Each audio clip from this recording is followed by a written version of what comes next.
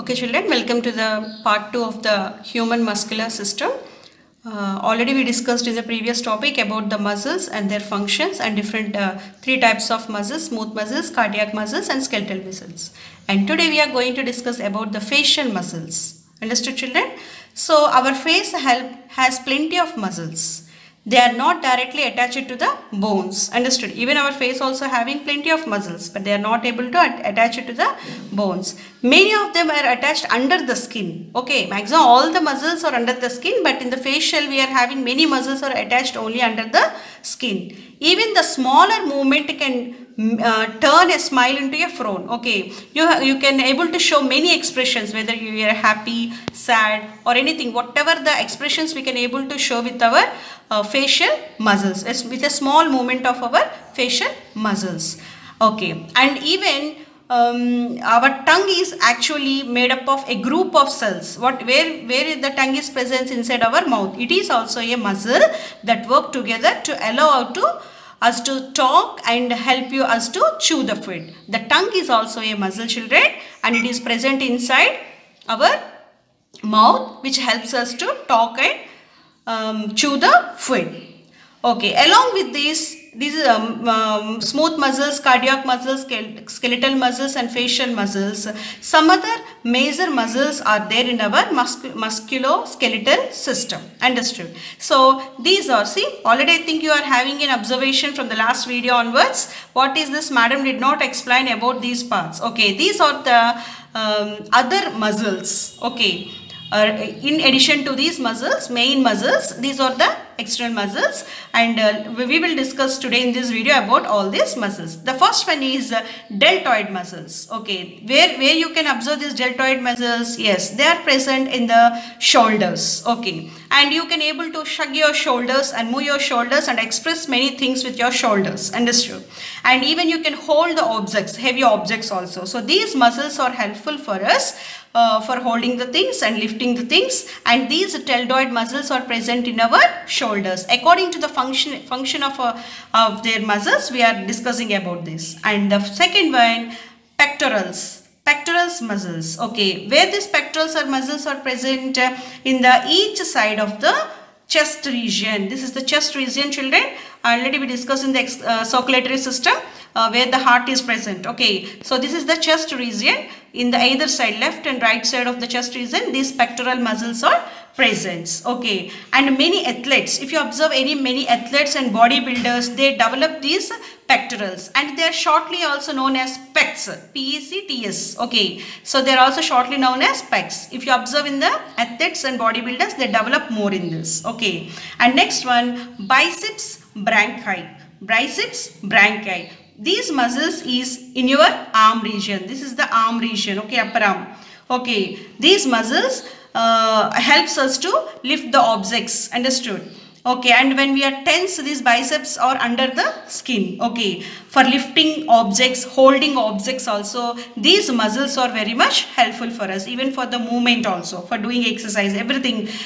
We can able to use this biceps brachii muscles. And next one, rectus abdominis. Okay, rectus abdominis. Okay, these are present below the pectorals. This is the region. Here the chest region is the pectorals. Below this pectoral regions you are having rectus abdominis. Okay, below the pectoral region, down under your rib cage. Here is the place, is the rib cage. Okay, in the previous lesson in the skeletal system we discussed, children, this is the place, rib cage, where the heart and lungs are protected. Okay, this rectus abdominis is present in the rib cage region. Okay, rib cage region, under your rib cage or our rectus. Understood? These muscles helps in contraction of when we are breathing, respiration. Understood?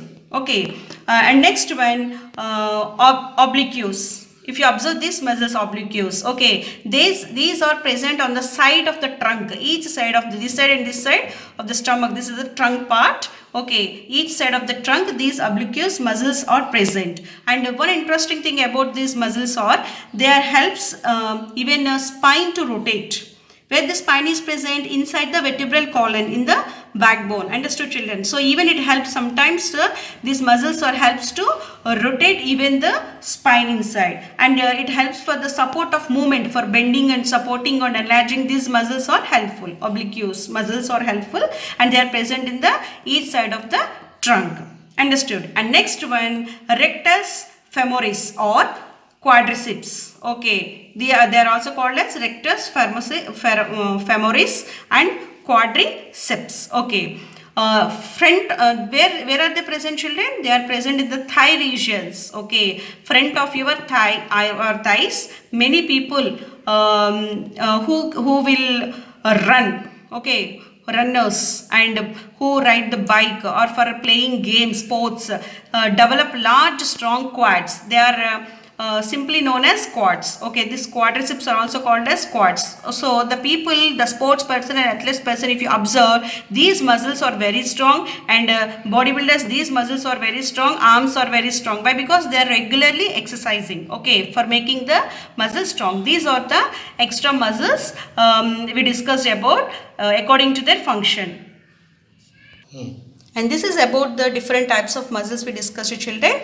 And the study of muscles is called myology. What is the study of muscles, children? Myology is the study of muscles and their diseases. And a rheumatologist is a physician, deals with the muscles, tendons, joints, bones and musculoskeletal pain disorders. Okay, why? Because there is a particular because these muscles are all over our body. Understood? I told you they are interlinked with joints, they are interlinked with skeleton, they are interlinked with bones. So these muscles are treated with a doctor, the doctor called as rheumatologist. Who is he? Rheumatologist is a physician, deals with the muscles, tendons, joints, bones and musculoskeletal pain disorders. From that to even osteoarthritis also, and even more also. Maximum he can handle the subject of skeletals and skeleton about the bones and their disorders, and even that orthopedic also can able to have a better knowledge of this muscles also, but particularly the person who treats or rheumatologist. Okay, and now we are going to discuss about the foods for healthy bones and muscles. Already I told you in the previous session about the skeleton. Okay, calcium is very important. In the same way, these muscles are also calcium is very important, and eggs are a budget friendly.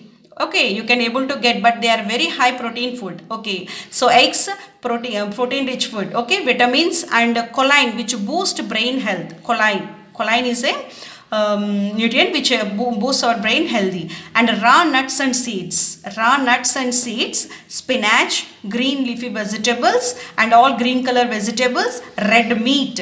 And the nutrients and the minerals, calcium, iron, biotin, vitamin C, omega-3. Where you can find omega-3, children? Fish. Okay, and vitamin D, sunlight, and vitamin B12, pulses. Okay, all these calcium, iron, biotin, vitamin C, omega-3, vitamin D, vitamin B12 are very important for the growth, having a strong body. Okay, and avocados are the ultimate muscle building fruits. Avocados are the ultimate muscle building fruits. Okay, the persons who have to build up their muscle strong, they take more amount of avocados. Okay, and these along with this food, we should have a proper exercise. Yes, now we discussed in the previous topic about the strengthening of our bones, but these muscles are very important, and these muscles need stretching exercises like yoga, Surya Namaskarams, and this dumbbells exercise. Okay, how much you can able to stretch your body. Stretching exercises are very helpful for the strong and strengthening of your muscles too. Understood, children? And now we discussed about the food.